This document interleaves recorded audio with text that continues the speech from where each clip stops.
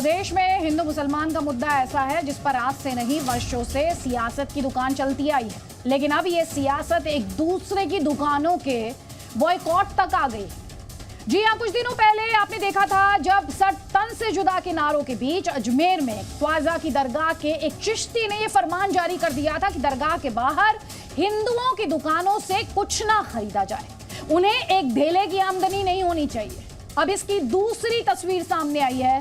दरअसल एक video viral हो रहा है जिसमें दिल्ली में बीएचपी के एक कार्यक्रम में बीजेपी के सांसद प्रवेश वर्मा मुसलमान दुकानदारों के आर्थिक बहिष्कार की लोगों को शपथ दिलाते दिखाई देते हैं। वो शपथ लेने को कह रहे हैं कि ना मुसलमानों के होटल रेस्टोरेंट में जाएंगे, ना ही किसी रेहड़ी वाले मुसलमान से कोई सामान खरीदेंगे। मुसलमानों के संपूर्ण बहिष्कार की अपील की जा रही है, इस तरह के आरोप इस भाषण में लग रहे हैं। इस पर एआईएमआईएम चीफ असदुद्दीन ओवैसी ने भी बयान दिया। उन्होंने कहा बीजेपी ने तो अब मुसलमानों के खिलाफ खुली जंग छेड़ दी है। ओवैसी ने प्रधानमंत्री मोदी और आरएसएस प्रमुख से भी पूछा क्या यही है उनका सबका साथ, सबका विकास, सबका प्रयास।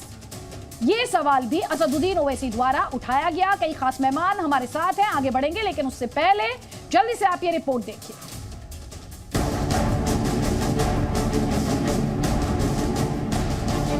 इनके रेडी से सब्जी खरीदने की जरूरत नहीं है। ये मांस मच्छी की दुकान खोलते हैं, वहां पर एमसीडी को बोलकर जिनके पास लाइसेंस नहीं है सबको बंद कराने की जरूरत है।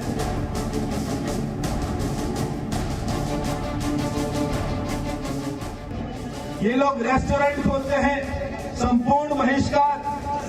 जहां जहां ये आपको दिखाई दे, मैं कहता हूं अगर इनका दिमाग ठीक करना है, इनकी तबीयत ठीक करनी है तो एक ही इलाज है, वो है संपूर्ण बहिष्कार।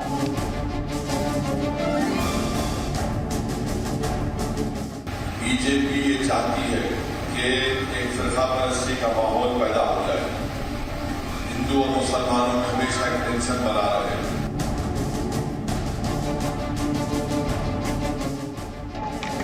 आप इस बात से सहमत हो? हाथ खड़ा करके बोलो सहमत हो, और मेरे साथ बोलो हम। आप इस बात से सहमत हो? हाथ खड़ा करके बोलो सहमत हो, और मेरे साथ बोलो हम इनका संपूर्ण बहिष्कार करेंगे। हम इनके दुकान रेडियो से कोई सामान नहीं खरीदेंगे, हम इनको कोई मजदूरी नहीं देंगे। आप एक काम कर लेना, बस ये इनका इलाज है।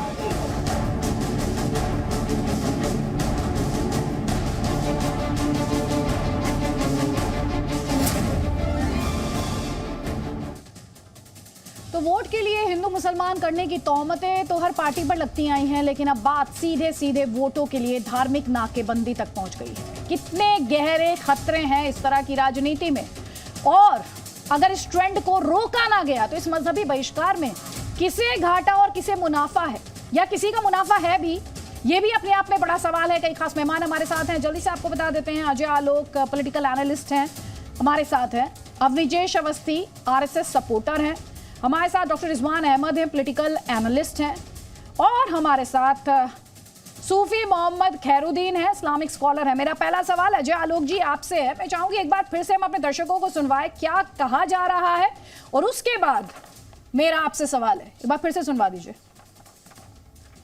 रेडी से सब्जी खरीदने की जरूरत नहीं है। ये मांस मच्छी की दुकान खोलते हैं, वहां पर एमसीडी को बोलकर जिनके पास लाइसेंस नहीं है सबको बंद कराने की जरूरत है। ये लोग रेस्टोरेंट खोलते हैं, संपूर्ण बहिष्कार। जहां जहां ये आपको दिखाई दे, मैं कहता हूं अगर इनका दिमाग ठीक करना है, इनकी तबीयत ठीक करनी है तो एक ही इलाज है, वो है संपूर्ण बहिष्कार।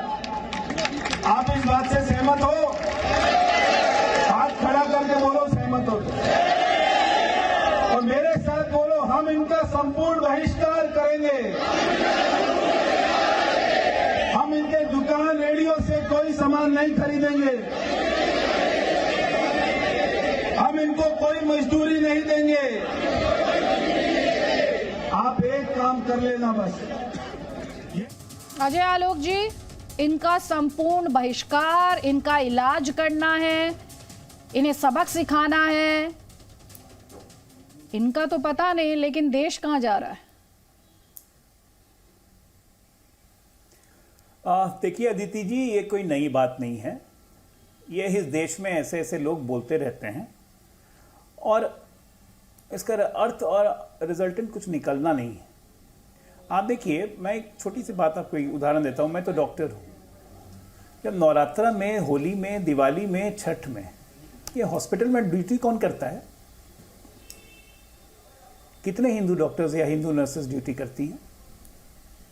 बहिष्कार कर दें मुसलमानों का? संभव है?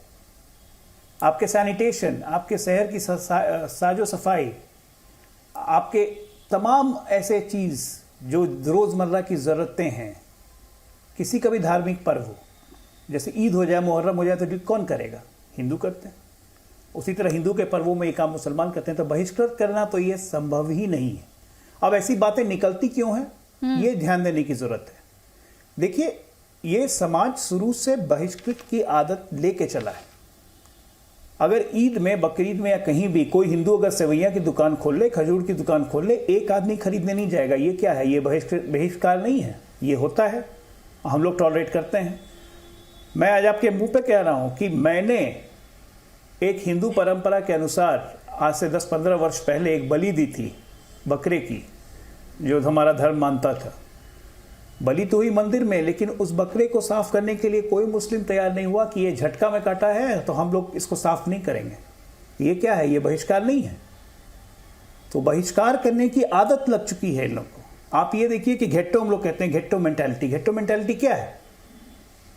जहां रहेंगे एक साथ 300-400 घर बना के रहेंगे, कहते हैं कि असुरक्षा की भावना है। नहीं, ये बहिष्कार की भावना है। तो ये बहिष्कार की भावना समाज देख रहा है, लेकिन उसके बावजूद एक दूसरे की जरूरत हमेशा पढ़ते रही है और पढ़ते रहेगी। लेकिन ये बात क्यों हो रही है सर? तो इस तरह की बातें। और दूसरी बात, क्या ये होगी? ये नई ये बात राजनीति नहीं का है, तकाजा लेकिन है। क्या ये सही बात? ये राजनीति का, देखिए, नहीं सही बात नहीं है, लेकिन ये होती रही है। देश इसका आदी हो चुका है, ये होती रहेंगी। बड़ी बात यह है कि हिंदू पक्ष इस तरह से खुल के कभी ये बात नहीं करता था। अब हिंदू पक्ष भी संयम खोने लगा है।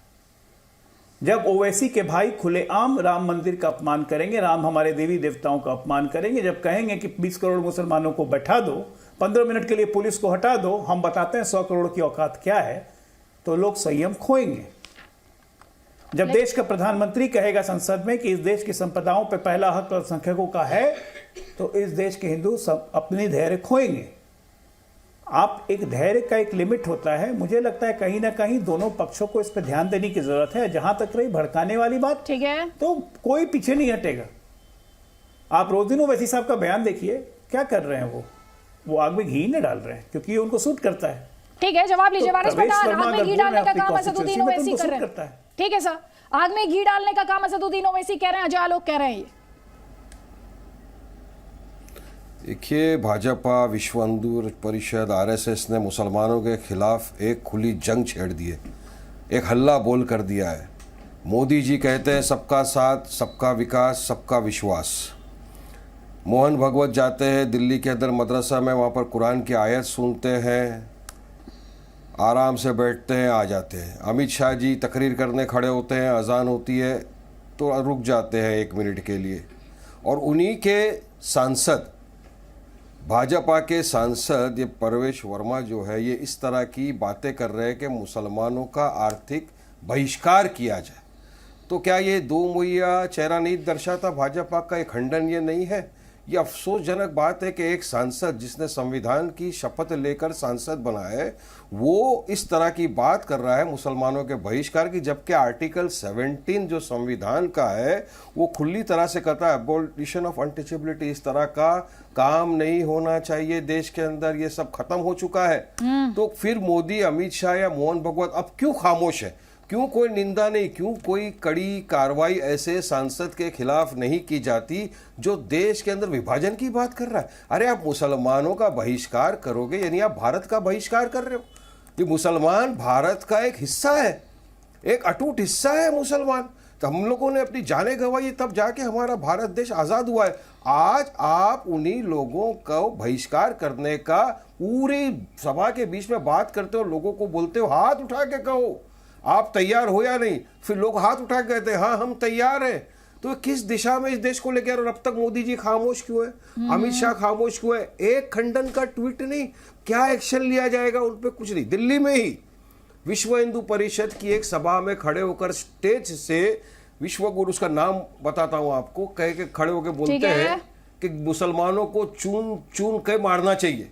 अब ये किस तरह की बात है, चून चून के मारना चाहिए? खुले मंच से ये बयान दिया जाता है और उसके खिलाफ अब तक कोई कार्रवाई नहीं की जाती। तो अगर आप इन लोगों को बेलगाम घोड़े की तरफ छोड़ देंगे तो ये तो देश में अराजकता फैलाएंगे ही ना। तो फिर सबका साथ, सबका विकास, सबका विश्वास कैसा हासिल होगा? तो देश को किस दिशा में लेकर जाना चाहते हैं? इसलिए साहब ने कहा ना, ये सवाल आज है, हिंदू की दुकान अलग, मुसलमान की दुकान अलग, हिंदू हिंदू से सामान खरीदे, मुसलमान मुसलमान से सामान खरीदे, वो तो ठीक है, देश कहां जाएगा?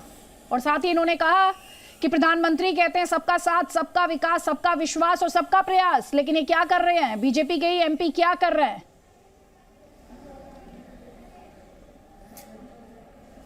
अदिति जी, बड़ी साफ सी बात है, देश के 99% मुसलमानों के बारे में मेरी राय ये नहीं है जो ये इस तरीके की यहाँ प्रकट की जा रही है। ये बात बड़ी साफ सी है। रिजवान साहब बैठे हैं, मुझे कभी ज़रूरत पड़ेगी तो मैं रिजवान साहब के पास जाऊँगा, रिजवान साहब को ज़रूरत पड़ेगी तो वो मेरे पास आएंगे। हम दोनों के बीच में पंथ के या उपासना पद्धति के अलग अलग होने का कोई भेद नहीं है। हम दोनों भारत की बात सोचते हैं, क्योंकि हम दोनों लोग कहते हैं वंदे मातरम कहना चाहिए, क्योंकि हम दोनों लोग कहते हैं भारत माता की जय कहने में हमारा धर्म आड़े नहीं आता। मुख्य बात ये है, बात यह है कि आप अदिति जी याद कीजिए ना, नाहिद हसन जो उछल उछल के कह रहा था आप पिछले उत्तर प्रदेश के इलाकों में कि हिंदुओं को अपना सामान मत देना मत। और मैं बड़ी साफ सी बात कह रहा हूँ कि जो पिछले दिनों उदाहरण आए हैं, मेरे से एक सवाल पूछा गया कि मंदिर के बाहर, कर्नाटक में वारिस पठान भी थे शायद उस डिबेट में, कि मंदिर के बाहर जो मुसलमानों की दुकानें थीं उसको आपने क्यों बंद करवाया? मैंने कहा बड़ी साफ सी बात है, इस बात की गारंटी कौन देगा कि उसमें थूक लगा करके नहीं बेचेंगे वो? जब आपका सबसे बड़ा वो हेयर स्टाइलिस्ट जो है वो थूकता है और उसके लिए उसको माफ़ी मांगनी पड़ती है जब वायरल होता है, तो मैं मंदिर के लिए पवित्र चीज़ चाहिए कि नहीं चाहिए? ये बात बड़ी साफ सी है, ये इनके भीतर से आना पड़ेगा। आप एक बात बताइए कि आप ये बताइए कि जितने भी अभी मनीष की हत्या हुई, कौन आया सामने? मनीष की हत्या पे कौन सा ये वारिस पठान और ये चले गए उसके घर पे, मनीष के घर पे गए थे ये? और बल्कि ये लीगल एड देंगे उसके हत्यारों को, ये मैं आपको आज बता रहा हूं। आप ये बताइए, जब ये माहौल इस तरीके का बन रहा है, अजय आलोक ने बहुत बिल्कुल साफ कहा कि ऐसा नहीं था, बिल्कुल भी नहीं था। आप ये बताइए कि सबको जो एक्सपोर्ट करना है उस पर हलाल चाहिए, हलाल के ऊपर क्या बहस नहीं होनी चाहिए? क्योंकि कुछ लोग जवाब लीजिए वारिस पठान, जवाब दीजिए वारिस पठान से, जवाब लीजिए जल्दी भी बताएंगे मुझे, जल्दी वारिस पठान आपका जवाब जल्दी से। जी मैंने सुना इनकी बात। देखिए अदिति जी, इनके हिसाब से तो देश के प्रधानमंत्री असद ओवैसी साहब हैं, देश का होम मिनिस्टर वारिस पठान है। हमको हर चीज़ का खंडन करना चाहिए और हम तो करते भी हैं खंडन, मगर क्या मोदी जी ने या अमित शाह ने या ये अवस्थी जो बैठे इन्होंने खंडन किया है कि ऐसी भाषण का? हमने तो सर तन से जुदा वाला जब नारा लगा था अदिति जी, पूरे देश के मुसलमानों ने खंडन किया उसका। चाहे किसी ने भी कॉल फॉर वायलेंस किया हो, उसका खंडन सारे मुसलमानों ने किया है एक तौर पे खड़े होकर। मगर वहीं पर जब इस तरह की जो भाषण दिए जा रहे हैं, जो बयान दिए जा रहे हैं, उसका किसी ने खंडन किया क्या? क्यों खंडन नहीं करते? तो फिर मोदी जी को बोलना पड़ेगा ना कि सबका साथ, सबका विकास, सबका विश्वास तो एक जुमला है। मेरी बात खत्म हो जाए उसके बाद में आपको जो बोलना है अवस्थी जी आप बोल सकते हो। 1 घंटे का डिबेट चलने वाला है, आपको ज्यादा चांस मिलेगा।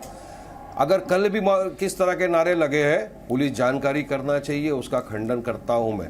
मगर हमने क्या कहा, असद साहब ने भी यही कहा ना कि हिंदुस्तान में मुसलमान की कीमत एक कुत्ते से बदतर हो गई है। जिस तरह से बच्चों को खंबे से बांध कर मुसलमान के बच्चों को फ्लॉगिंग किया जाता है, दिन दहाड़े सरेआम पब्लिक के सामने नारे लगते हो, पुलिस वाले कायदा कानून का पालन किए बिना कायदे को अपने हाथ में लेकर फ्लॉगिंग करते, तो क्या ये खंडनीय नहीं है? क्या हमारा देश अब तालिबानी स्टाइल से चलेगा या हमारा देश कायदे कानून, रूल ऑफ लॉ, संविधान पे चलेगा? तो खंडन अगर नहीं करेंगे आप, इनको बढ़ावा आप लोग दे रहे हो। खुले छूट तो आपने दी है कि बिंदास आप बोलिए, जो जिसको बोलना है बोलिए। उसके बाद आचार्य प्रमोद कृष्णम और डॉक्टर रिजवान अहमद, प्लीज जल्दी जल्दी रुकेगा फिर, प्लीज जल्दी जल्दी। पहले अजय लोग 30 सेकंड्स। आप वो ये कह रहे हैं जिस तरह से कॉन्स्टिट्यूशन को लेकर सवाल खड़े कर रहे हैं असदुद्दीन ओवैसी, सेक्युलरिज्म को लेकर सवाल खड़े कर रहे हैं, उन्होंने एक बार फिर से दोहराया जो सड़क का कुत्ता है उसकी ज्यादा इज्जत है मुसलमानों के मुकाबले, ऐसा AIM और उनके सदर असदुद्दीन ओवैसी को लगता है। सबसे बड़े ढोंगी हैं ये लोग अदिति। ये खंडन शब्द जो है ना, खंडन, ये खंडन शब्द का प्रयोग पिछले 5 साल से असदुद्दीन ओवैसी और वारिस पठान करते जाते हैं। खंडन करते हैं। अरे क्या होता है खंडन? गाली दे दो फिर कहो कि खंडन करते हैं। देवी देवताओं को अपमान कर दो, कह दो खंडन करते हैं। अकबरुद्दीन ओवैसी खुलेआम राम की गरिमा गिनाए, राम पे कुछ बोलें, कौशल्या माँ पे कुछ बोलें और उसे कहो हम खंडन करते हैं, फिर कह दो कि अदालत में मामला है, अदालत देख लेगा। खंडन, ये क्या होता है खंडन आदित्य जी? खंडन क्या मतलब है? अरे हिम्मत कैसे है? कंडेम, इंग्लिश मैं में यही बात तो आपके बोलते हैं। पिछले डिबेट में कह रहा था कि हिंदू है, सहिष्णुता है, इसलिए हिम्मत नहीं करते कभी भी किसी घटना का। ये 20% आज मुसलमान की जगह 20% हिंदू यहाँ होते, इंग्लिश में ट्रांसलेट किसी करके हिंदू की दिखा, औकात खंडन थी को कि टीवी कंडेम पे आके बोलते हैं। बैठ के बोलता कि हम खंडन करते हैं। अरे हिंदू को खंडित कर देते ये लोग। सच्चाई तो मानसिकता ये है, इसके खिलाफ जल्दी से कमेंट प्लीज, जल्दी प्लीज। आचार्य प्रमोद कृष्णन, नहीं तो इनके मैं जो सवाल मैंने थोड़ी देर पहले पूछा वही सवाल मेरा आपसे भी है। मेरा सवाल ये है, वारिस पठान प्लीज सर, प्लीज, ठीक है। आचार्य प्रमोद कृष्णम, देश किस तरफ जा रहा है? हिंदू अलग दुकान पे जाए, मुसलमान अलग दुकान पे जाए, ऐसे देश आगे बढ़ेगा? और किधर आगे बढ़ेगा? किसके लिए आगे बढ़ेगा? देखिए अदिति जी, एक सवाल है धर्म का, एक सवाल है सियासत का, एक सवाल है देश का। तो अगर मैं सियासत के ऊपर जाऊं तो सियासत तो हो रही है, सियासत होती भी रहेगी और सियासत होनी भी चाहिए। धार्मिक दृष्टिकोण से देखा जाए तो सभी लोग अपने अपने धर्म के हिसाब से सब अपनी अपनी मान्यताओं को, अपने अपनी परंपराओं को, अपने रीति रिवाज को और अपने अपने रिचुअल्स को निभाते रहेंगे। लेकिन अब सवाल पैदा होता है देश का। तो इस देश के अंदर रहने वाला कोई भी व्यक्ति है, वो हिंदू है या मुसलमान है या किसी और धर्म को मानता है, वो सब बराबर हैं। और अगर उनको बराबर का अधिकार दिया जाता है तो इस तरह की बयानबाजी किसी भी पार्टी के मेंबर पार्लियामेंट के द्वारा करना, ये बहुत अशोभनीय है, ये गलत है, ये बिल्कुल गलत है। इसको आप अगर मगर लेकिन बट किंतु परंतु करके अगर आप इसको चाहते हैं कि आप इसको डिफेंड करना चाहते हैं या आप चाहते हैं कि इसको जस्टिफाइड किया जाए, तो मुझे लगता है ये देश के हित में नहीं होगा।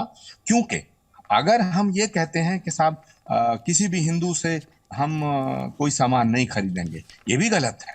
हम कहते हैं किसी मुसलमान से कोई सामान नहीं खरीदेंगे, ये भी गलत है। हम कहते हैं कि अगर किसी मुसलमानों को मार दें, ये गलत है। अरे भाई, APJ कलाम भी मुसलमान थे, मौलाना आजाद मुसलमान थे। इस देश में सबसे ज्यादा भगवान कृष्ण और राम के गीत किसने गाए? मोहम्मद रफी ने, मुसलमान थे।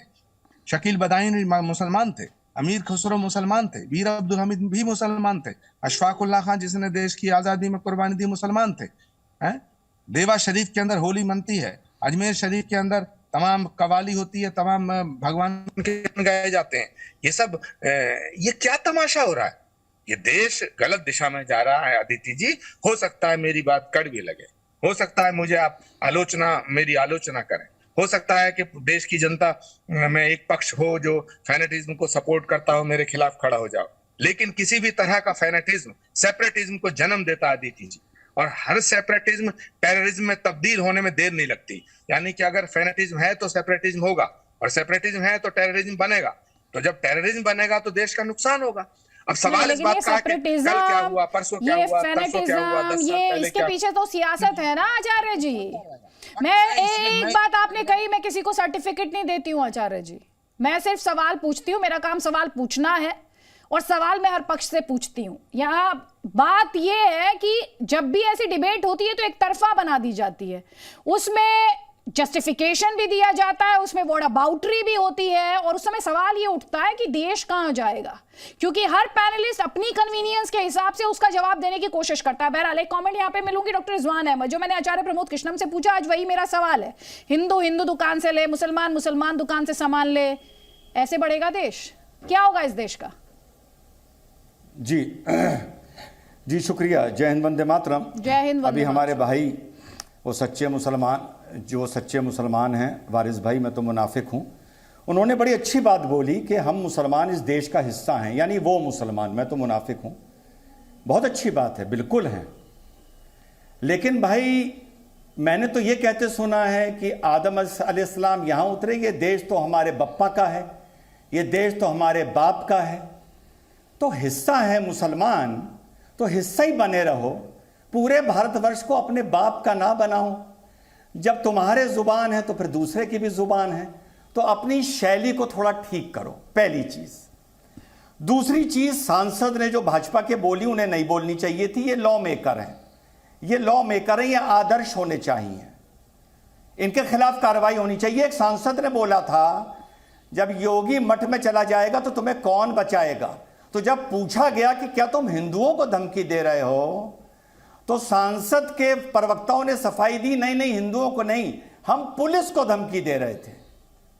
अरे हिंदू को तो भले दे दो, पुलिस को तो कभी मत दो। पुलिस का मतलब स्टेट, पुलिस का मतलब भारत का गणतंत्र। यार तुम पुलिस को धमकी दे रहे थे कि तुम्हें कौन बचाएगा। तो इस तरह के दोनों बड़बोले जो सांसद हैं, इन दोनों को अपनी शैली पर संयम रखना चाहिए। तीसरी बात, अदिति, पूरी दुनिया में as a social scholar, as a social student बता रहा हूं, जब भी बहुसंख्यक और अल्पसंख्यक में सांप्रदायिकता फैलेगी तो नुकसान अल्पसंख्यक को उठाना पड़ेगा, चाहे वो शारीरिक हो चाहे वो आर्थिक हो। ये यूनिवर्सल फॉर्मूला है। इसका एक अर्थ भी है कि अगर अल्पसंख्यक हो तो भाषा में थोड़ा नरमी रखो, आंखें मत दिखाओ, आस्तीने मत चढ़ाओ। अगर ये करोगे तो बहुसंख्यक रिएक्शन मारेगा। कोई कह रहा था शाहीन बाग के टाइम पर, अदिति जी जी जी, अभी जो बातें आपने कही, क्या वो जस्टिफिकेशन हो सकता है किसी भी रिस्पॉन्स का या फिर स्टेटमेंट का? जिस स्टेटमेंट पर आज हम और आप बहस कर रहे हैं, क्या उसका जस्टिफिकेशन हो सकता है? जी जी, देखिए अदिति जी, अगर हम कोई हार्ट की प्रॉब्लम लेके डॉक्टर के पास जाते हैं ना, तो वो हमारी वो चीजें टेस्ट करता है जिनका हार्ट से सीधे कनेक्शन नहीं होता है। तो सोशल साइंस भी एक साइंस है। आप किसी भी किस्से को आइसोलेशन में डिस्कस कर ही नहीं सकते। आपको कोई भी किस्सा, कोई भी वारदात, कोई भी घटना अगर डिस्कस करनी पड़ेगी तो इन टोटलिटी करनी पड़ेगी। आप आइसोलेशन में नहीं कर सकते। और अपनी बात खत्म कर दूं, आलोक भाई ने कहा कि इन बातों का कोई अर्थ नहीं होता। आलोक भाई मेरे मित्र हैं, अक्सर इनसे मुलाकात होती है। आलोक भाई, इनका अर्थ हम लोगों को एज अ सोशल साइंटिस्ट नजर नहीं आता। होता है, ये अर्थ ऐसा होता है कि भाजपा 2 सांसदों से 303 पहुंच गई और लोग कहते रहे अर्थ नहीं होता, नहीं होता, नहीं होता, नहीं होता। अर्थ होता है, पर वो हमारे रडार में नहीं आता आलोक भाई। और ये हालात पल पल बिगड़ रहे हैं। और बतौर एक मुनाफिक मुसलमान, सच्चे मुसलमानों को हिदायत देना चाहता हूं कि जुबान पर लगाम लगाओ। तुम्हारी गंदी जुबान गरीब मुसलमान के लिए नुकसान पैदा कर रही है। तुम तो 50 कमरों के घर में रहते हो सिक्योरिटी के साथ। कमेंट लूंगी मैं, तुम्हारे तो कॉलेज चल रहे हैं, आम मुसलमान परेशान हो रहा है। ठीक है, सूफी खैरुद्दीन, पहले आप जल्दी से। अदिति जी, मैं जब से तमाम की गुफ्तगू सुन रहा था, अभी जो मुझसे पहले जो वो अपने आप को कह रहे थे कि मैं मुनाफिक मुसलमान हूँ, रिजवान अहमद है, तो खैर वो क्या है किधर है वो बेहतर जानते हैं, लेकिन उन्हीं की जुबान से हमने ये जुमला सुना है। और उन्होंने साफ तौर पर ढके छुपे तौर पर नहीं बल्कि माइनॉरिटीज को और मुसलमानों को धमकी भी दे डाली है कि उन्होंने साफ कहा है कि जो अक़लियत में है वो जो है ना दबकर रहे, वरना अक्सरियत जो है ना उन पर हावी हो जाएगी। तो मैं ये मुनाफिक मुसलमान से ये पूछना चाहता हूँ, क्या हमारा देश का ये कानून इस बात की इजाजत देता है अगर किसी कौम का, किसी कम्युनिटी का अगर एक दो फर्द अगर जो है ना कोई गलती करते हैं तो क्या उसकी पूरी जिम्मेदारी पूरी कौम पर आयद होती है? और मैं ये मुनाफिक मुसलमान से ये कहना चाहता हूँ, जो अपने आप में मैं नहीं कह रहा हूँ, उन्होंने 2 मरतबा दोहराया है कि मैं मुनाफिक मुसलमान हूँ, तो मैं इस मुनाफिक मुसलमान से ये पूछना चाहता हूँ, तो क्या हमारे मुल्क का दस्तूर इस बात की इजाजत देता है कि एक दो की गलती को पूरी कौम को जो ना उसको जो ना निशाना बना जाए? ये कभी हमारे मुल्क का दस्तूर इस बात की इजाजत नहीं देगा, बल्कि हमारे मुल्क के 100 करोड़ हमारे सनातन भाई भी इस बात की इजाजत नहीं देंगे। आपकी तरह कई जो ना ऐसे लड़ाने वाले आएंगे, लेकिन यही 100 करोड़ हमारे, ठीक है, जल्दी से जवाब ले लीजिए, जवाब ले लीजिए। रिजवान अहमद 30 सेकंड है आपके पास, प्लीज। बता दी जाए। ठीक है, आपने सवाल पूछा है खैरुद्दीन जी आपने सवाल पूछा, जवाब लीजिए। रिजवान अहमद 30 सेकंड है आपके पास, प्लीज। जबान पे लगाम दो पहले। ठीक है खैरुद्दीन जी, आप भी मत धमकाइए, आप भी मत धमकाइए, कोई ना धमकाए किसी को धमकाने की जरूरत नहीं है। प्लीज आप सब कानून के हिसाब से चलिए, ये देश खुद ब खुद आगे चलेगा। ठीक है, चलिए अब सुन लीजिए, जवाब तो सुन लीजिए, जवाब सुन लीजिए। सवाल ही पूछेंगे, उसके बाद भाषण देंगे क्या?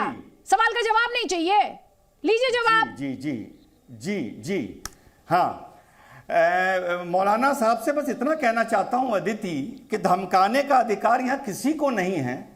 शाहीन बाग के दौरान, नुपुर शर्मा के कांड के दौरान, जब चैनलों पर बैठकर और भाषणों में मुसलमान इस देश की सरकार को, इस देश की एकता अखंडता को धमका रहे थे, तो ये सच्चा मुसलमान, तो ये मौलाना कहा था। क्या उस दिन इसको इतनी तकलीफ हो रही थी जितनी आज हो रही है? वारिस पठान सिर्फ एक सवाल पूछा है, हिंदू की दुकान पे जाएगा, मुसलमान की दुकान पे जाएगा, देश कहां जाएगा? यही सवाल पूछा है मैंने। ये सवाल अपने आप में बहुत कुछ कह रहा है। मैं नहीं मानती इस देश में सड़क के कुत्ते से कम इज्जत है मुसलमान की। क्या कंपैरिजन था सर? ये क्या कंपैरिजन था? आप अपमान कर रहे हैं मुसलमानों का, और आप उस कंपैरिजन को भी सही ठहरा रहे थे सर। अच्छा,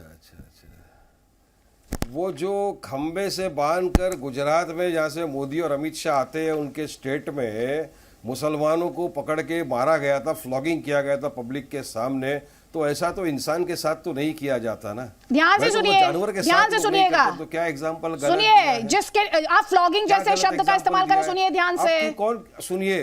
पब्लिक जस्टिस, इंस्टेंट जस्टिस की गुंजाइश इंडिया की लॉ बुक में नहीं है। पर आप असदुद्दीन ओवैसी साहब, ये क्यों नहीं उन्होंने बताया कि उन्होंने क्या किया था, क्या आरोप लगे थे उन पर? क्यों नहीं बताया ओवैसी साहब ने? इंफॉर्मेशन हाइड क्यों की? सेलेक्टिव क्यों थे अपना स्टेटमेंट रखने में? मैं बता रहा हूं, आपको बताना चाहिए सर। आधी तस्वीर दिखाने से और कंपैरिजन कर देने से सड़क के कुत्ते के साथ आप ये कह रहे हैं कि इस देश के मुसलमान का अपमान नहीं कर रहे आप? जी उसी बात को आगे बढ़ाऊंगा। आपको लगेगा उसका इस मौजूदा हालात से कोई मतलब नहीं है अदिति, लेकिन बोली भाषा अगर गलत हो तो इंसान को जिंदगी भर याद रहती है। तो भाई ने मान लिया कि आदम अलैहिस्सलाम की वजह से भारत हमारे बाप का है, तो भाई यहां की संस्कृति को भी अपना मान लो, फिर संस्कृत को और तमिल भाषा को भी अपना मान लो। यही तो इतने दिन से समझा रहा हूं। छोड़ो अरबी को, छोड़ो अरब को, क्या मतलब हमारा वहां से? भारत के हो, भारत के बन के रहो, पहली बात। दूसरी बात, वह बात कट गई थी। अगर सुप्रीम कोर्ट ये बार बार कहता है कि पब्लिक में खड़े करके किसी को डंडे नहीं मार सकते, पुलिस हाई हैंडनेस यूज नहीं कर सकती, कहता है सुप्रीम कोर्ट। और कल से आज तक 4 डिबेट में जा चुका हूं, हर आदमी सुप्रीम कोर्ट बोलता हुआ नजर आ रहा है अदिति। सुप्रीम कोर्ट तो यह भी बोल रहा था शाहीन बाग के टाइम पर कि तुम सड़क पर नहीं बैठ सकते। सुप्रीम कोर्ट तो 10 बार यह बोल चुका है कि देश में यूसीसी होना चाहिए। तो वहां तुम सुप्रीम कोर्ट की दुहाई क्यों नहीं देते? जब मुसलमानों के डंडे मारे गए तभी क्यों दुहाई दे रहे हो? और इन मुसलमानों के जो डंडे मारे गए इसके जिम्मेदार तुम हो। तुम ये मुसलमान नहीं हैं जो मुसलमानों को डराते हैं, धमकाते हैं, बल गलाते हैं, अपने घरों में छुपे रहते हैं और गरीब मुसलमान भूखा मरता है और डंडे खाता है। ठीक है, जल्दी से जवाब ले लीजिए। वारिस पठान, इस पे कमेंट आप करना चाहेंगे? जल्दी से कमेंट आपका, उसके बाद सूफी खैरुद्दीन, जल्दी जल्दी, उसके बाद अजय आलोक जी, प्लीज। देखिए, अभी हमने सरवर चिश्ती साहब का बयान सुना आपके चैनल पे। आपने उनको सवाल किया कि सरवर साहब, आपने कहा ये बयान है। उन्होंने साफ तौर से पूरे नेशनल टेलीविजन के सामने कहा कि मैंने ऐसा कहा ही बॉयकॉट के नहीं। कॉल पर मैंने ऐसा कुछ बोला नहीं ही नहीं कहा है, उन्होंने। ना मेरा बयान से कुछ लेना नहीं, देना। बॉयकॉट के कॉल पर कुछ नहीं कहा अब दूसरी उन्होंने। बात- आप कहेंगे बॉयकॉट के कॉल पर कुछ? ये सही था? बॉयकॉट के कॉल पर कुछ नहीं कहा उन्होंने। अच्छा, आपको तो उन्होंने बोल दिया कि आप झूठ अरे बोलते हो। बॉयकॉट के कॉल पर आप कि उसने बोलिए ऐसा ना बोला ही सर, नहीं, फिर आपको क्या मैंने जवाब ऑडियो दिया सुनवा आपने दिया, उसका? आप उस पर बोलिए ना वारिस आपने पठान। क्या जवाब दिया? नहीं, मैंने सीधा सवाल पूछ रही हूँ, आपसे नहीं पूछ रही हूँ। बॉयकॉट के कॉल पर बोलने से डर क्यों लग रहा है आपको? क्योंकि इधर आपको दिख रहा है कि देश किधर जा रहा है, इधर आपको याद है कि कॉन्स्टिट्यूशन कहाँ खड़ा है, लेकिन उधर कॉन्स्टिट्यूशन नहीं आता है। डर तो मुझे, सुनिए आदित्य जी, चिल्लाने से तो कोई फायदा नहीं। नहीं, मैं चिल्ला नहीं रही हूँ। अपनी बात रखना, चिल्लाना नहीं होता है वारिस पठान। अपनी बात रखना, चिल्लाना नहीं होता है। अब मैं अभी मेरे स्टाइल में फिर बात रखूंगा हाँ, चिल्ला के, तो आप बोलेंगे वारिस पठान आवाज निकाल रहा है। मुझे अभी बराबर निकला आवाज। अब सुनिए मेरी बात। हाँ, बोलिए। अब इसके आगे की दास्तान बोलिए, तो सुनो। सुनाइए। डर तो मुझे यही है, डर तो मुझे, अरे आप डरिए डर मत। तो मुझे आदित्य ना, जी ना, यही बिल्कुल बात का है डरिए, ना बिल्कुल कि ना मेरे डरिए आप। देश भारत का विभाजन करने की कोशिश की जा रही है ये भाजपा संघ परिवार के जरिए, विश्व हिंदू परिषद के जरिए। मेरे संविधान का जो हमको डॉक्टर बाबा साहेब अम्बेडकर ने दिया है उसका कत्लेआम किया जा रहा है। जब आर्टिकल 17 संविधान का बोलता है कि आप बॉयकॉट नहीं कर सकते, आप इस तरह का अनटचेबिलिटी नहीं ला सकते, तो कौन होता है परवेश वर्मा ये बोलने वाले, जिन्होंने आज संविधान की शपथ ली है और आज भी बन के बैठे हो मेंबर ऑफ पार्लियामेंट? कब मोदी जी मुंह खोलेंगे? जरा एक सवाल मोदी जी को भी पूछिए ना आपके चैनल के द्वारा कि मोदी जी, आपके लोग इस देश में अराजकता फैला रहे हैं, हिंदू मुसलमान कर रहे हैं, मुसलमानों के खिलाफ पूरी तरह से आपके लोगों ने नफरत फैला दी है, तो क्या आपके पास और कोई मुद्दे नहीं बचे मोदी जी? क्यों आप महंगाई पे बात नहीं करते? क्यों आप बढ़ता हुआ जो डॉलर है, रुपया, उसके सामने 82.33 चला गया है और थोड़े दिन में 100 क्रॉस कर लेगा? मोदी जी, क्यों आप इसके बारे में बात नहीं करते? मोदी जी से आप सवाल करिए। मोदी जी, युवा बेरोजगार बैठा है, देश का युवा, खाने को पैसा नहीं है उसके पास, उसको आप कब रोजगार देंगे? मोदी जी, कभी आपके मेंबर ऑफ पार्लियामेंट को, सांसद को बोलो ना कि स्टेज से खड़े होके बेरोजगारी पर भी बात कर ले, देश की इकोनॉमी पे बात कर ले, बढ़ती हुई महंगाई पे बात कर ले। कभी आपके सांसद को मोदी जी ये तो बोलिए कि स्टेज से खड़ा है तो नारी सम्मान पे बात कर ले, बिल्किस बानो के कातिल जो बाहर घूम रहे हैं उनको सलाखों से पीछे डालने की बात कर ले, न्याय की बात कर ले। ये नहीं बोलेंगे। इनको काम दिया सिर्फ एक ही है कि जाओ मुसलमानों के खिलाफ नफरत फैला दो। पूरी तरह से मुसलमानों के खिलाफ ये भाजपा आरएसएस ने एक जंग सी छेड़ दी है। पहले मदरसे से शुरू, अजान पे शुरू, हिजाब पे शुरू, अब मुसलमानों का आर्थिक बहिष्कार की बात करने ये लोग लग गए। जवाब लीजिए इस पे। अजय आलोक और अवनी जैश अवस्थी, रिजवान अहमद, उसके बाद मैं आपको मंच दूंगी प्लीज। पहले अजय आलोक। अरे ठीक है, जवाब ले लीजिए ना, हो गए हिस्ट्रॉनिक्स हो गए, जवाब ले लीजिए, मुद्दे पर रहिए। और बॉयकॉट के कॉल पर चुप्पी साध ली आपने, जो ऑडियो में जो बॉयकॉट का कॉल था उस पर आपने चुप्पी साध ली सर, उस पर नहीं बोले आप एक शब्द, वहां पे कॉन्स्टिट्यूशन नहीं था आपके लिए। अजय आलोक और उसके बाद अपनी जय अवस्थी, प्लीज जल्दी जल्दी, हंगामा नहीं। अजय आलोक और उसके बाद अपनी जय अवस्थी। अदिति जी, वारिस भाई इसलिए इतना ड्रामा कर रहे हैं कि इससे आगे की अब दास्तान मुझसे सुन, ये सब इसलिए कर रहे हैं क्योंकि जानते हैं इनके पास तर्क नहीं है डिफेंड करने को। जब तर्क नहीं होता है तो आदमी इसी तरह की बातें करता है। अभी जैसे वो मौलवी साहब भाग गए अजमेर शरीफ वाले कि मेरा तो बयान ही नहीं है, ये वैसा ही बयान है जैसा अकबरुद्दीन ओवैसी को कोर्ट ने बाइज्जत बरी कर दिया। जब उसने 15 करोड़ और 100 करोड़, 25 करोड़ और 100 करोड़ की बात बोली, कोर्ट ने बाइज्जत बरी कर दिया क्योंकि डर के मारे कोई गवाह नहीं गया कोर्ट में। और आंध्र प्रदेश की सरकार इनके जेब में है, तेलंगाना की सरकार, उसने अच्छे से केस को प्रोसिक्यूट नहीं किया। संविधान को बड़ा खूबसूरती से अपने हिसाब से मैनिपुलेट करने की आदत जो लग गई है 70 वर्षों में इन लोगों को, बीच में मत बोलिए, सुन लीजिए, 70 वर्षों से आदत लगी हुई ना संविधान को अपने ढंग से मैनिपुलेट करने की। दिक्कत, समस्या मेन ये है।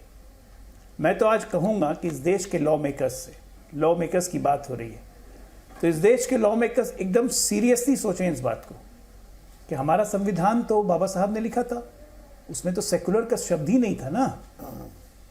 सेकुलर शब्द तो 75 में इमरजेंसी में जोड़ दिया जब पूरा विपक्ष जेल में था।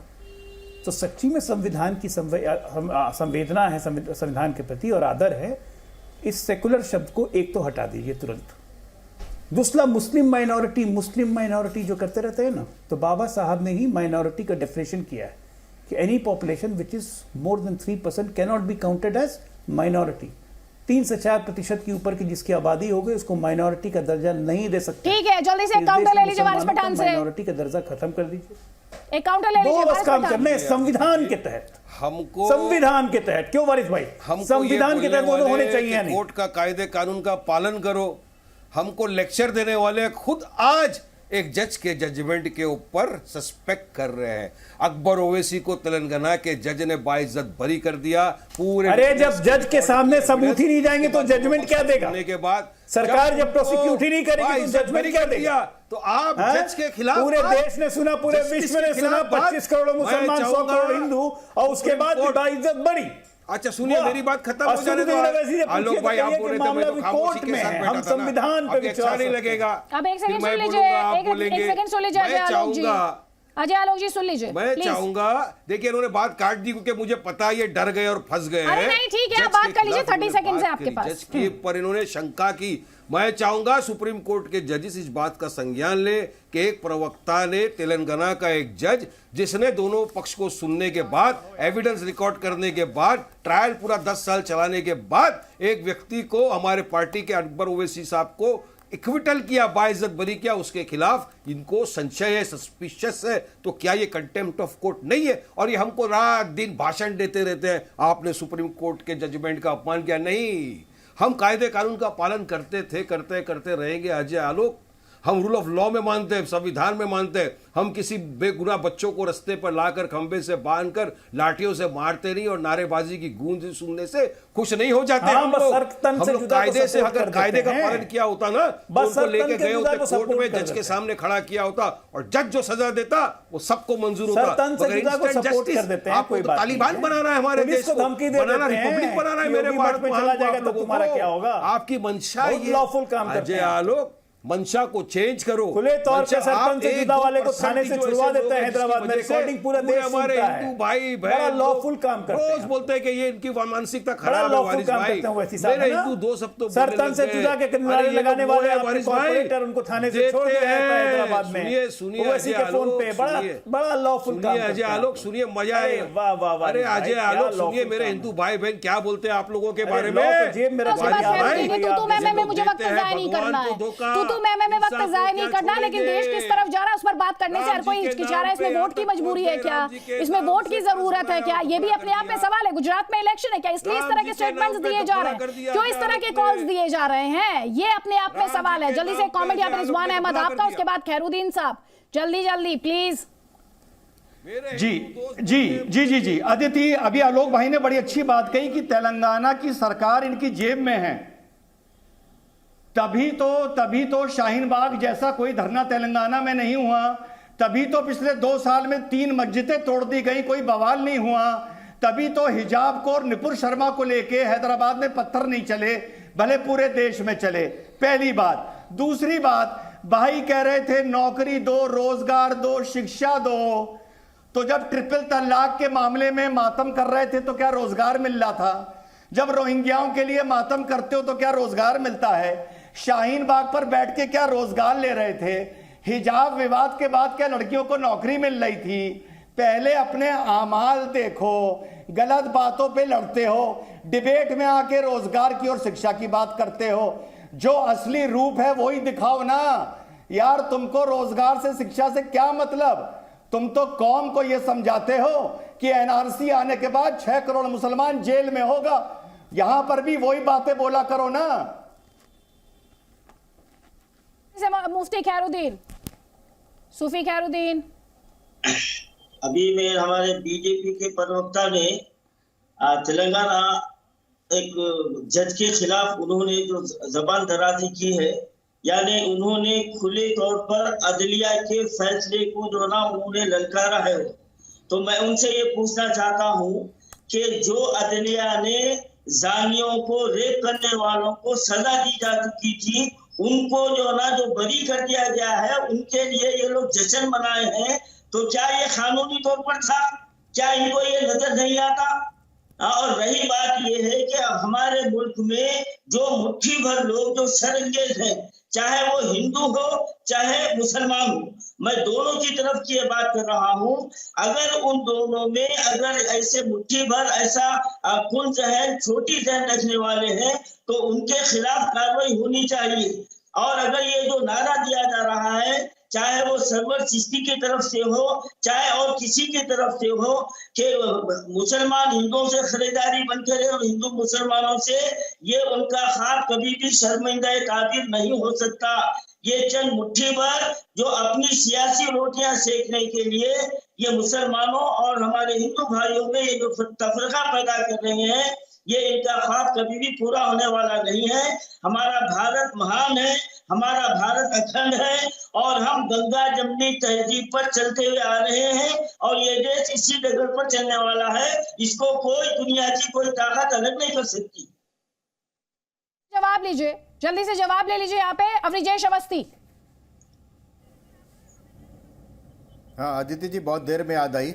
मैं वारिस पठान के बात का जवाब दे दूं। सबसे पहले तो वारिस भाई वो व्यक्ति हैं जिन्होंने कहा था कि इसमें 100 करोड़ पर 15 करोड़ भारी है, ये जवाब था। जहाँ तक आप खेड़ा की बात करें ना कि पुलिस, मैं कोई उसका समर्थक नहीं हूँ, लेकिन आपको ये मैं बता दूं कि आपके हैदराबाद में ही बलात्कारियों को जब पुलिस वालों ने सरेआम एनकाउंटर में मारा था, तो जनता ने उस पर क्या किया था? गुलाब की पंखुड़ियाँ फहराई थी। यह है जनता जो जिस खेड़ा में सरेआम बिना किसी वजह के पत्थरबाजी की, वहां जाकर के उस पर एक शब्द नहीं बोलते तुम। क्यों पत्थरबाजी की उसने? क्या क्या गलती थी गरबा करने वालों की? पत्थरबाजी करोगे, रामनवमी के जुलूस में करोगे, दुर्गा प्रतिमा के विसर्जन पर पत्थरबाजी करोगे, उस पर एक शब्द तुम्हारी जुबान नहीं खुलती। एक बात वो तो वारिस पठान को भी बोलने से वारिस पठान के बारे में बता बाबा अदिति जी, अदिति जी, वारिस भाई जगत गुरु योगेश्वर आचार्य पे रिएक्शन तो चलो खंडन करो, फटाफट हिम्मत करो जगत गुरु की बात पे, हिम्मत करो। अरे खंडन करो, खंडन करो। किसी के बीच में बोला हूं? अरे मेरे जैसे हिम्मत और जिगरा लाने के लिए तुमको 10 जन्म लेना पड़ेगा, अवस्थी नहीं ला सकोगे। अरे गणपति बाप्पा मोरिया बोलो। बात मत करो, 10 जन्म लेना पड़ेगा, नहीं ला सकोगे। हाँ आ गए ना धमकी पर, आ गए धमकी पर।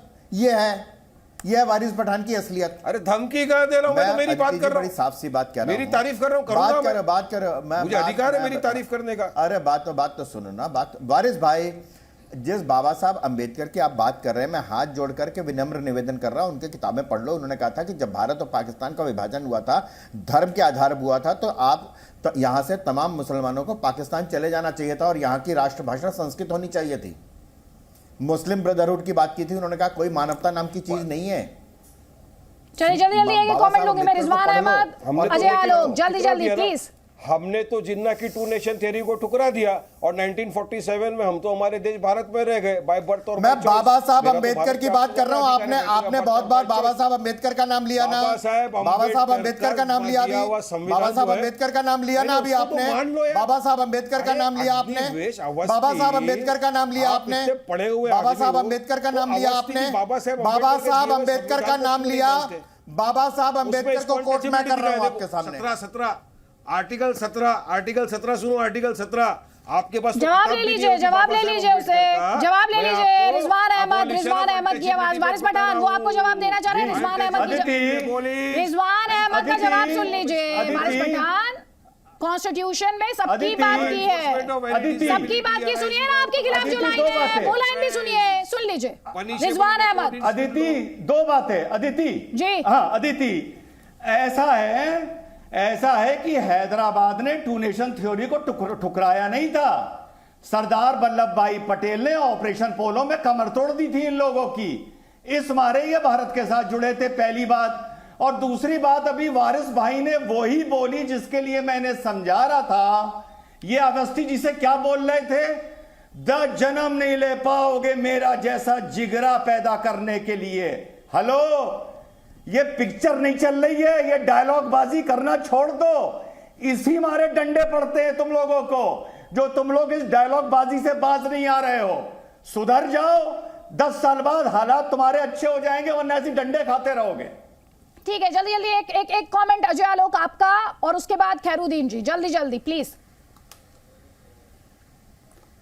देखिए, मेरा बड़ा स्पष्ट मानना है अदिति जी, ये मानसिकता का फेर है और कोई बात नहीं है, सिर्फ और सिर्फ मानसिकता का फेर है। ये जो 2% व्यक्ति लोग हैं मुसलमान कौम में, इनका एक ही काम है भड़काना और इस तरह से बातें करना ताकि बहुसंख्यक की भावनाओं को ठेस पहुंचे। और ये सब रैबिड लोग हैं, ये सुधरने वाले नहीं हैं। ये लोग रैबिड हो चुके हैं, ये कोई नहीं सुधरेंगे, ये इसी तरह करते रहेंगे। और रिएक्शन में 2 कम्युनिटी के बीच में खाई और गहरी होगी। मगर हम तो खंडन, अब ये सोचने की जरूरत है कि ऐसे ऐसे लोग को बहिष्कार कर देना चाहिए समाज से। स्लोगन का खंडन क्यों नहीं करते अजय आलोक? जब प्रवेश वर्मा की बात का आप खंडन क्यों? अरे फिर खंडन। अरे खंडन के अलावा कुछ हो रहा था, निंदा करिए। खंडन का मतलब समझिए पहले डिक्शनरी देख के। खंडन ये उर्दू शब्द नहीं है, खंडन। अभी आप खंडन मतलब समझ में आता है क्या होता है? बिहार से सीधा अमेरिका चले गए क्या? खंडन तो मेरे भारत का अल्फाज है। अरे असदुद्दीन ओवैसी का खंडन कीजिए, AIMM का खंडन कर दीजिए। AIMM का खंडन कर दीजिए, जिसने आपको जय गणेश देवा करने पर निकाल दिया था प्रवक्ता से, पार्टी से। अमेरिका में नहीं पैदा देख लीजिए कितनी कम्युनल पार्टी है आपकी। आप जबरदस्ती करते हो कि मैं भारत देश में रहा है, मुसलमान हूं मैं। बोलूंगा। अरे आपको पार्टी में नहीं इज्जत देती है अगर आप हिंदू देवी देवताओं का नाम ले लो। ऐसी तो पॉलिटिकल पार्टी है आपकी, और फिर आप कहते हो कि खंडन करते हैं। किस बात का खंडन करते हैं? कंडेम करो, अपने नेताओं का करो खंडन, योगेश्वर आचार्य, तभी देश सुखी रहेगा। मुझे तो हंसी आती है जब ये बोलते हैं खंडन। तो खंडन का पता भी नहीं है मतलब खंडन। लोग को छोड़ दिया, खंडन करो भाजपा का, भाजपा का खंडन करो। अरे खंडन आप लोग करेंगे, जयकर से न जितनी है ना की जाती है, उसका खंडन करो। रजाकार जितने रह गए उनका खंडन करिए। वारिस भाई, आप महाराष्ट्र के हैं, सारे रजाकार आंध्रा में बचे हुए हैं, अभी तेलंगाना में। खंडन करिए उन लोग का, चले गए, खंडित कर जल्दी से कमेंट लीजिए अपनी जय अवस्थी का। खंडित कीजिए अपनी जय अवस्थी, और दर्शकों को ये स्पष्ट करते हुए, पैनलिस्ट की राय निजी राय होती है, चैनल उसे एंडोर्स नहीं करता है। ये जो तू मैं आज हम देख रहे हैं, उसके बाद बड़ा सवाल यही है, जो सिलेक्टिव आउटरीच है। जब बॉयकॉट के कॉल की बात की जाती है, तो बॉयकॉट के कॉल की जब बात की जाती है, तो उस पर भी जो रिस्पॉन्स आता है, जो रिएक्शन आता है, वो बहुत सिलेक्टिव है। बॉयकॉट की कॉल कोई भी कहे, चाहे वो हिंदू कहे या मुसलमान कहे या कोई भी कहे, क्या उसकी इंडिया के कॉन्स्टिट्यूशन के तहत गुंजाइश है? अरे डरते क्यों? नाम लो ना परवेश वर्मा का। अदिति जी क्यों नाम लो उसका?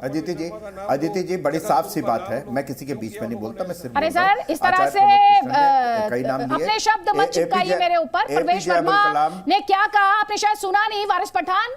उनका वो रिएक्शन मैंने 2 बार दिखाया है दर्शकों को, 2 बार। अगर उसके बाद भी किसी के मन में कंफ्यूजन है, तो वो आप ही के मन में कंफ्यूजन है, किसी के मन में कंफ्यूजन नहीं होगी। वारिस पठान, उस पर बहस हो रही है। आपके सर्टिफिकेट की मुझे जरूरत नहीं है, उसने तो खुला बोल दिया, आपके सर्टिफिकेट की मुझे जरूरत नहीं है। सुन लीजिए ध्यान से, आपके सर्टिफिकेट की मुझे जरूरत नहीं है, बहुत क्लियर। ठीक है आदिति जी, ना आप रखिए अपने सर्टिफिकेट अपने पास। सर्टिफिकेट लो, आप अपने सर्टिफिकेट अपने पास रखिए। आप अपने सर्टिफिकेट अपने पास रखिए। अभी सरवर चिश्ती से जब बॉयकॉट के कॉल पर मैं रिएक्शन मांग रही थी, बॉयकॉट के कॉल पर रिएक्शन मांग रही थी, तो उन्होंने भी बॉयकॉट के कॉल पर रिएक्शन नहीं दिया। आपको भी बोलने से डर लग रहा है, तो ठीक है, कोई बात नहीं। अपनी जय अवस्थी, उसके बाद रिजवान अहमद, जल्दी प्लीज। मैं बात आदित्य जी बड़ी साफ सी बात कह दूं कि जिस तरीके से यहाँ पे कहा गया कि अकबरुद्दीन बाइज्जत बरी हुए, कोर्ट ने बाइज्जत बरी किया, ये सच है। लेकिन ऐसा तो जसिका लाल के साथ भी हुआ था। नो वन किल्ड जसिका आया था, और उसके बाद क्या हुआ? गवाहों के सबूतों के अभाव में जिस तरीके से मैनेज किया गया, उस पर निर्णय पर नहीं है। बात यह कि कहा गया था ना, ये तो सबके सामने है ना, पब्लिक डोमेन में है वो सारी बात। उसके बाद आप न्यायालय की बात कर रहे हैं, एक बात। दूसरी बात बड़ी साफ सी बात है, जो भी लोग यहाँ पर बहुत सारे नाम लिए गए, और मैं भी कहता हूँ कि मैंने कहा था कि ऐसे भारतवर्ष का मुसलमान के बारे में मुझे कभी कोई किसी तरीके का शक और शुबा नहीं रहा। APJ अबुल कलाम भी ब्रिगेडियर उस्मान भी, हमीद साहब भी, अशफाकुल्ला खां भी, आरिफ मोहम्मद खान भी, इन सब के प्रति कुछ नहीं है। इनको मैं मुसलमान की दृष्टि से नहीं देखता। मुसलमान हैं तो हैं, भारतवासी हैं। ये कभी वंदे मातरम का विरोध नहीं करते। भारत माता की जय संविधान के कौन से आर्टिकल में लिखा है ये खड़े होकर के संसद में नहीं पूछते ना। ये ठीक है रिजवान अहमद, इसलिए मैं कहता हूं आपको। जी अदिति, कुल मिला के मेरा हिसाब से जो लब्बो लबाब है अदिति कि एक आम मुसलमान जितनी भी समय परेशानी झेल रहा है, अगर हम मान लें कि झेल रहा है जितनी भी, वो सिर्फ उलेमाओं, मुसलमान नेताओं, इनकी जुबान, इनका बड़बोलापन, इनकी हनक, ये जो सरकार को, मेजॉरिटी कम्युनिटी को आंखें दिखाते हैं, धमकाते हैं कि मेरे जितनी हिम्मत तो अवस्थी तुम 10 जन्म में नहीं ला पाओगे। ये बचपना है वारिस, जो तुमने अभी बोला है ना, ये बच्चे ऐसी बातें करते हैं यूनिवर्सिटी लेवल के। अपने अंदर मैच्योरिटी लाओ, मैच्योरिटी राय दे रहा हूं। वारिस पठान, अब मुझे इनसे मैच्योरिटी सीखना पड़ेगा। हर दिन जो आके टीवी के ऊपर गाली देते तो ऐसी बातें ना किया करो, अच्छा नहीं लगता वारिस। आदमी है, इनके अरे बारे वारिस में अच्छा नहीं ऐसा लगता। मैच्योरिटी की, मैच्योर बचपने की बात करते हैं रोज आके। मैं भी आपको अपने भाई की तरह बोल रहा हूँ। मुझे रिजवान भाई मैच्योरिटी, नेशनलिज्म, सेक्युलरिज्म, अरे यार तुम तय करोगे कि मैं अभी भी बोल रहा हूँ, तुम्हारी बराबर हिम्मत मेरे जिगरे का मुकाबला करने के लिए, मेरी हिम्मत और ताकत का मुकाबला करने के लिए अवस्थी को 10 जन्म लग जाएगा। मेरी तरह हिम्मत नहीं ला सकेगा अग्निवेश अवस्थी। ये भी लिख के यही बात अभी भी बोल रहा ने भी सोची हूँ। और आपको इसका मेरा बचपना लगता है। आपसे भी तो नौकरी हुई होगा इस वक्त योगी आदित्यनाथ।